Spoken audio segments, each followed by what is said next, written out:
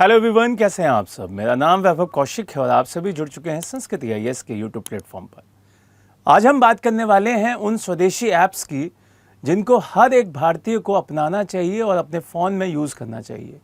क्यों? क्योंकि इस माध्यम से हम उन सभी विदेशी ऐप्स को अपने देश से बाहर कर सकते हैं जो हमारा डाटा भी चुरा रहे हैं और हमारी जो अर्थव्यवस्था है उसको भी कमज़ोर कर रहे हैं। अब आपका ये कर्तव्य है कि इस दिवाली अपने देश को क्या गिफ्ट दे रहे हैं। कमेंट बॉक्स में बताइएगा कि क्या आप में से कोई भी स्वदेशी ऐप डाउनलोड कर चुके हैं और उसे यूज़ कर रहे हैं, और अगर नहीं किए हैं तो कब करने वाले हैं ये बताइएगा। मैं इस पूरी वीडियो में उन सभी स्वदेशी ऐप्स के बारे में बताऊंगा जिनका हम यूज़ करके अपने देश की अर्थव्यवस्था को भी मजबूत कर सकते हैं और अपने डाटा को भी सेव कर सकते हैं। यहाँ पे बहुत सारे बच्चे मुझसे पूछते हैं कि हम क्यों स्वदेशी ऐप्स अपनाएं, तो उसका जवाब भी इस वीडियो में मैं दूंगा।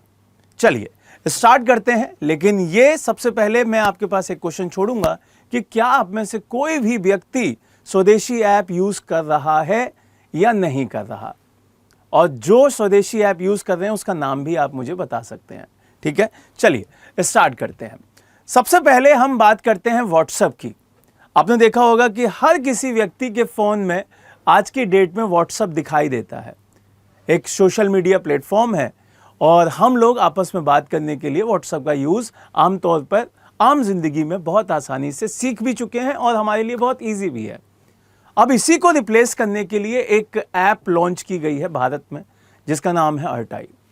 सेम टू सेम फीचर्स हैं और मैं ये कहूँ कि एडवांस फीचर्स भी बहुत हैं इसमें, तो ये गलत नहीं होगा। मैंने इसके बारे में पढ़ाया था, बहुत ज़्यादा प्यार मिला आप लोगों का। तो आप में से कितने लोग व्हाट्सएप को डिलीट करके अर्टाई यूज़ करने लगे हैं ये बताइएगा ज़रूर, और मेरे कहने के बाद कितने लोग यूज़ किए हैं वो भी बताइएगा। यहाँ से अगर मैं आगे बढ़ूँ तो एक ऐप और दिखाई देती है जो कि सेम आपका यही काम करती है और उसका नाम है आपका नाइबर्स। ये भी एक सोशल मीडिया प्लेटफॉर्म है। इसमें भी आप व्हाट्सएप की तरह ही सीधे सीधे मैसेजिंग की जो पूरी दुनिया है उसको जी सकते हैं। आपने देखा होगा कि व्हाट्सएप के ऊपर कई सारी ऐसे तथ्य भी डाले जाते हैं जो बिल्कुल फेक होते हैं। तो यहाँ पे अर्टाई में एक फ़ायदा ये है कि वो फैक्ट चेक करके सीधे सीधे आगे बढ़ा रहा है उस न्यूज़ को। तो ऐसा बताया जा रहा है कि उसके ये फ़ायदे बहुत ज़्यादा इंपॉर्टेंट हो जाते हैं। यहाँ से अगर मैं और बात करूँ, दूसरे ऐप्स की बात करूँ, तो क्रोम को टक्कर देने के लिए एक ऐप लॉन्च किया गया है ज़ोहो के द्वारा और उसका नाम है ओला। इसके बारे में मैंने बहुत अच्छे से पढ़ाया था कि ओला के अंदर क्या क्या फीचर्स हैं। ये आप सभी को पता है कि क्रोम इंडिया की कंपनी नहीं है, लेकिन सबसे बड़ा जो वेब ब्राउज़र का प्लेटफॉर्म है वो क्रोम ही है। तो वहाँ पर उसका जो कॉम्पिटेंट है, जो उसको यहाँ पे टक्कर देगा, वो भारत की कौन सी प्लेटफॉर्म है, वो है ओला। अब यहाँ पे ओला का कौन कौन यूज़ कर रहा है ये कमेंट बॉक्स में ज़रूर बताइएगा, क्योंकि मैंने अब क्रोम को छोड़कर ओला का यूज़ करना शुरू कर दिया है और ये यकीन मानिएगा बहुत बेहतरीन प्लेटफॉर्म है, बहुत बेहतरीन चीज़ों को बता रहा है, अच्छा यूज़ है इसका। आगे बढ़ते हैं। बहुत सारे लोग ट्विटर का यूज़ करते हैं, उड़ती हुई चिड़िया जिसको आज की डेट में एक्स कहते हैं। अब यहां पर एक स्वदेशी वर्जन भी है जिसको हम कू कहते हैं। बिल्कुल सेम चीजें हैं, सेम काम करता है।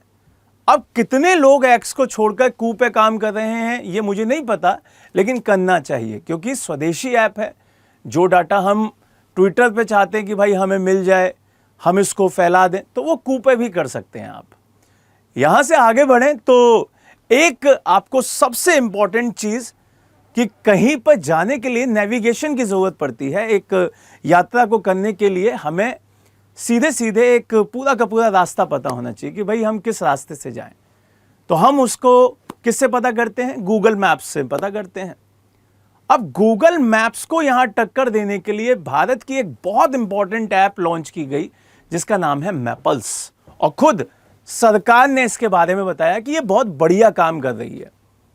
मैपल्स भी वही काम करती है, सड़कों को सही से बताना और किस जगह पे जाना है, डेस्टिनेशन का पॉइंट बेहतरीन तरीके से शॉर्ट रास्ते से आपको पहुंचाती है और सेफ रास्ते से पहुंचाती है। यहां पर एक प्लेटफॉर्म और भी है जो नेविगेशन के लिए यूज किया जा सकता है मैपल्स के अलावा, और उसका नाम है भुवन। यह इसरो के द्वारा बनाया गया है। अगर हम मैपल्स यूज नहीं करते, हमें लगता है कि भरोसा नहीं हो रहा, चलो ठीक है मत करो, लेकिन आप उसकी जगह पे भुवन यूज कीजिए, क्योंकि ये खुद इसरो के द्वारा विकसित किया गया है। हमारी खुद इसरो की पूरी टीम इसको रेगुलेट करती है। तो यहां पर भुवन बहुत इंपॉर्टेंट हमारे लिए ऐप हो जाती है। उसके आगे बढ़े तो यहां पे इतना क्लियर हो जाना चाहिए कि जो हम रास्ता देखना चाह रहे हैं, एक तो वो सेफ हो, दूसरा उसका डाटा किसी को ना पता हो। इसके बारे में मैंने पढ़ाया भी था कि गूगल मैप्स को रिप्लेस करने के लिए कौन आ रहा है, मैपल्स आ रहा है। लेकिन अब इसमें एक नाम और जोड़ लीजिए, भुवन, जो कि खुद इसरो रेगुलेट कर रही है। यहां से आगे बढ़ते हैं और यहां पर बात करते हैं गूगल को और माइक्रोसॉफ्ट को रिप्लेस करना।